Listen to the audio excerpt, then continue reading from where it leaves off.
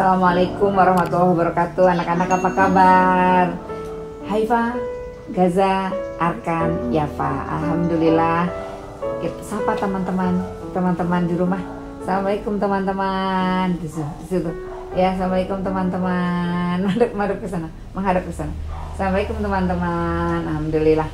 Kita masih bersama-sama ya akan menyampaikan sirah ya, Guru Smeti akan menyampaikan sirah dari buku Bauyut ya, Wahai Kekasih Allah. Nah, kali ini kita akan bercerita tentang Ibu Khadijah binti Khuwailid radhiyallahu anha. Ada yang tahu siapa Ibu Khadijah? Istri Nabi Muhammad SAW. Betul, Haifa. Nah, kita cerita lebih dulu sebelum beliau akhirnya menikah dengan pemuda Muhammad waktu itu. Jadi Nabi Muhammad waktu itu belum menjadi nabi, masih menjadi seorang pemuda berusia 25 tahun ya, tampan, orangnya soleh, berbudi pekerti yang bagus, bahkan mendapatkan julukan Al-Amin. Apa artinya Al-Amin? Orang yang terpercaya, orang yang dapat dipercaya. Itu ya, walaupun masih muda tapi semua orang sudah percaya kepada beliau, mempercayai banyak hal kepada beliau. Bahkan ketika terjadi persengketaan untuk meletakkan Hajar Aswad ke tempatnya, maka yang semua ingin dari kabilah kami. Tapi kemudian pemuda Muhammad mendapatkan ide yang jitu. Betul, pakai sehelai kain, lalu setiap kabilah memegang ujungnya dan batunya diletakkan di tengah lalu disampaikan. Artinya semua ikut membawa batu itu ya. Sehingga sejak itu julukannya adalah Al-Amin, orang yang bisa dipercaya untuk memecahkan persoalan-persoalan ya. Jujur, amanah. Nah, suatu saat paman beliau, siapa paman beliau? Paman Abu Thalib. Paman beliau mendatangi seorang perempuan yang terkenal, seorang ibu yang bernama Khadijah. Beliau seorang perempuan yang disebutnya sebagai Afifah Thohiroh, karena walaupun masa jahiliyah Islam belum datang, beliau tidak pernah menyembah berhala, tidak mau menyembah berhala. Beliau wanita yang suci, yang mulia, yang terjaga akhlaknya. Kemudian beliau cantik ya, dan beliau sudah tidak memiliki suami karena suaminya meninggal, sehingga disebutnya sebagai janda cantik yang terhormat di kota Mekah. Banyak yang ingin melamar beliau, tapi beliau tidak pernah mau menerima. Nah, beliau perempuan pengusaha yang hebat. Jadi dia punya kafilah dagang, rombongan ya, onta-onta yang membawa barang dagangan, menjualnya ke Syam, negeri Syam. Di negeri Syam ada apa? Suriah, sekarang Libanon ya, sebagian Libanon, kemudian Yordan ya, nah Palestina. Kemudian beliau menjual barang-barangnya di sana. Nanti kemudian membawa pulang lagi barang dagangan dari sana dijual di Mekah. Nah, suatu saat paman Nabi Abu Thalib datang kepada Ibu Khadijah dan menawarkan agar pemuda Muhammad bisa sesekali membawa kafilah dagang tersebut, memimpin kafilah dagang. Ya, selama ini hanya ikut pamannya Abu Thalib, tapi sekarang sudah usia 25, ya dianggap oleh paman Abu Thalib bisa membawa sendiri kafilah dagangnya. Ya, dipercaya seperti itu. Keponakanku ini orang yang bisa dipercaya seperti itu. Nah, akhirnya pemuda Muhammad ini membawa barang dagangan, kafilah dagang dengan onta-onta ke negeri Syam, didampingi oleh ya yang selama ini melayani Ibu Khadijah, namanya Maisarah. Laki-laki apa perempuan ya? Gaza, Maisarah laki-laki atau perempuan? Apa? Maisarah laki atau perempuan, Arkan?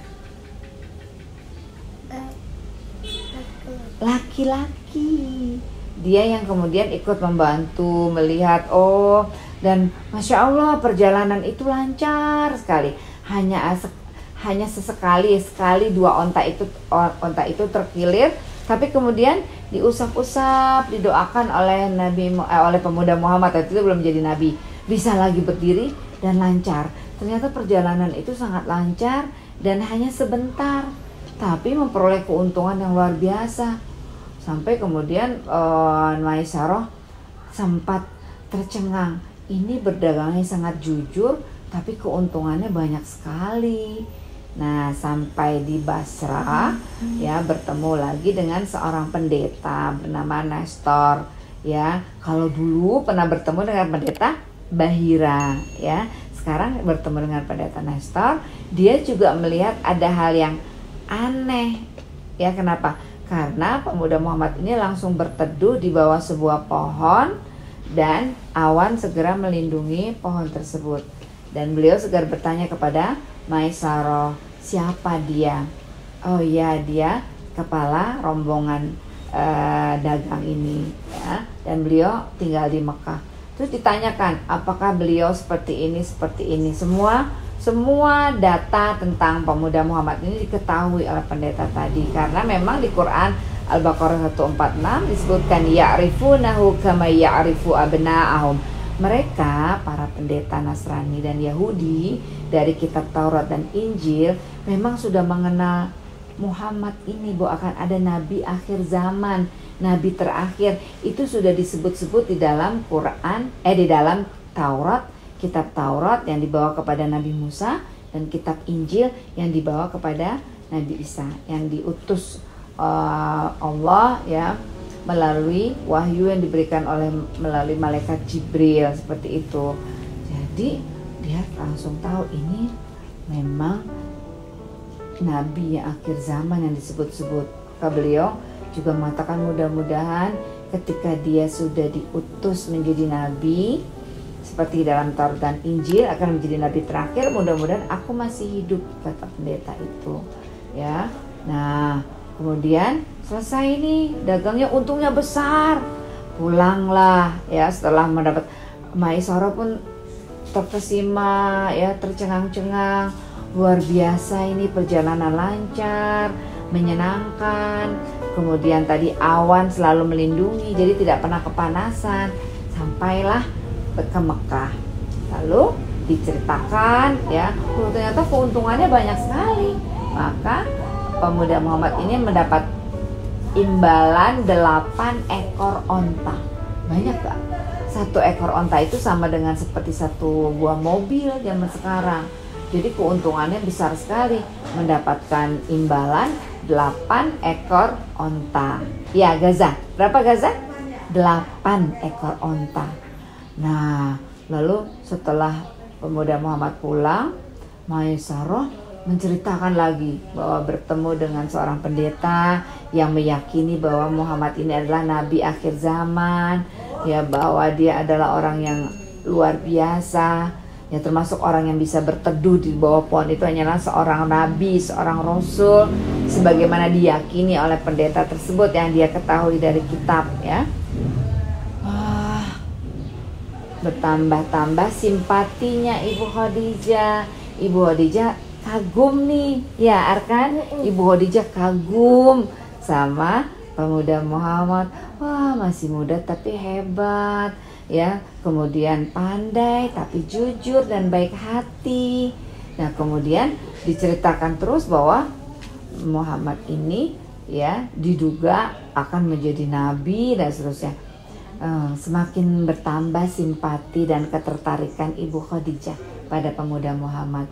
Lalu beliau minta tolong nih kepada sahabatnya bernama Nafisah. Nafisah laki-laki apa perempuan? Perempuan, Nafisah. Nah, maka pergilah Nafisah ke rumah Muhammad, pemuda Muhammad. Hai Muhammad, pemuda baik, tampan sepertimu, apakah tidak ingin menikah? Kan sudah usia 25 tahun seperti itu ya. Maka kemudian pemuda Muhammad mengatakan, aku ingin menikah, tapi siapa yang mau dengan aku, seorang pemuda miskin, gitu ya, seorang pemuda miskin yatim piatu.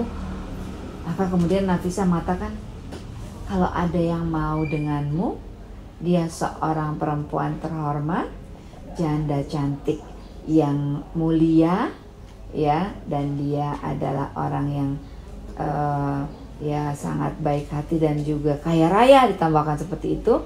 Mau nggak engkau? Bersedia nggak engkau? Maka kemudian pemuda Muhammad mengatakan, aku belum bisa memutuskan sendiri sekarang. Aku harus bertanya ke siapa? Kepada siapa? Pada paman beliau, Abu Thalib, ya.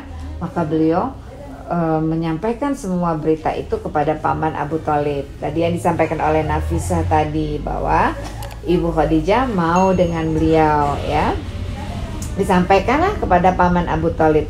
Paman Abu Thalib lalu mengatakan, ya, aku akan berunding dulu dengan pamannya Khadijah. Siapa? Amir bin Asad. Karena Khadijah binti Khuwailid ini Al-Asadiyah, gitu ya. Pamannya namanya adalah Amir bin Asad. Maka paman Nabi Abu Thalib bertemu dengan paman Khadijah bernama Amir bin Asad. Terjadilah percakapan antara orang tua. Ponakanmu Khadijah menginginkan keponakanmu, bagaimana pendapatmu? Baik, aku setuju, ya, bahwa mereka pantas untuk menikah. Maka paman Abu Thalib datang melamar ke Amir bin Asad. Ya, aku melamar Khadijah untuk ponakanku Muhammad. Memang dia seorang anak yatim piatu yang miskin, tapi dia seorang pemuda yang handal, yang bisa dipercaya, seorang al-amin, seorang yang tangkas, yang siap bekerja keras. Seperti itu dipuji-puji keponakannya, ya. Nah, Amir bin Asad menerima lamaran tersebut, ya. Maka terjadilah pernikahan yang agung dari dua orang yang hebat. Siapa? Pemuda Muhammad dengan Khadijah binti Khuwailid. Dan Ibu Khadijah usianya 40 tahun, pemuda Muhammad 25 tahun. Memang lebih tua Ibu Khadijah, tetapi ingat, pemuda Muhammad ini sudah tidak punya ayah dan ibu sejak kecil, tidak punya ayah sejak dalam kandungan, tidak punya ibu sejak usia 6 tahun. Beliau menginginkan tentunya kasih sayang orang yang bisa mengerti beliau, menyayangi beliau, memahami beliau, ya, dan bukan seseorang yang bermanja-manja kepada beliau. Masya Allah, luar biasa, ya, pengaturan dari Allah. Semua orang yang hebat-hebat, kaya raya melamar, tidak ada yang mau, tapi beliau malah mau dengan seorang pemuda yang miskin, yatim piatu. Kenapa? Karena Muhammad orang yang mulia. Jadi pernikahan ini adalah pernikahan yang sudah direncanakan oleh siapa? Allah Subhanahu wa Ta'ala. Jadi hari ini kita kenal bahwa pemuda Muhammad usia 25 tahun sudah menikah dengan Ibu Khadijah, ya. Alhamdulillah, pernikahannya berkah dan memperoleh putra dan putri. Berapa ayo anaknya Muhammad setelah mereka menikah? Ibu Khadijah punya anak. Ada berapa? Ada 6. Ada yang laki, Qasim dan Abdullah, meninggal di usia yang masih kecil. Tapi ada 4 perempuan, Zainab, Ruqayyah, Ummu Kulsum, dan Fatimah Az-Zahra si bungsu. Padahal masa itu orang dianggap tidak hebat punya anak perempuan, tapi Allah malah memberi anak perempuan yang hidup bertahan sampai dewasa. Jadi Allah ingin menunjukkan bahwa Islam tidak membedakan anak laki atau anak perempuan, semua sama hebat dan mulianya. Seneng gak dengar ceritanya hari ini? Iya. Kita akan lanjut lagi nanti mendengar kisah pemuda Muhammad ini sampai sudah menjadi seorang ayah, ya, seorang suami, dan sampai nanti akan menjadi nabi. Kita akan lanjut terus cerita-cerita ini, ya, supaya kita tambah kenal dekat dengan Nabi Muhammad dan tambah cinta. Nah, teman-teman di rumah, sekian dulu kisah kita kali ini, pernikahan pemuda Muhammad dengan Ibu Khadijah. semua teman-teman. Salam dengar. Sampai ketemu lagi teman-teman. Assalamualaikum warahmatullahi wabarakatuh.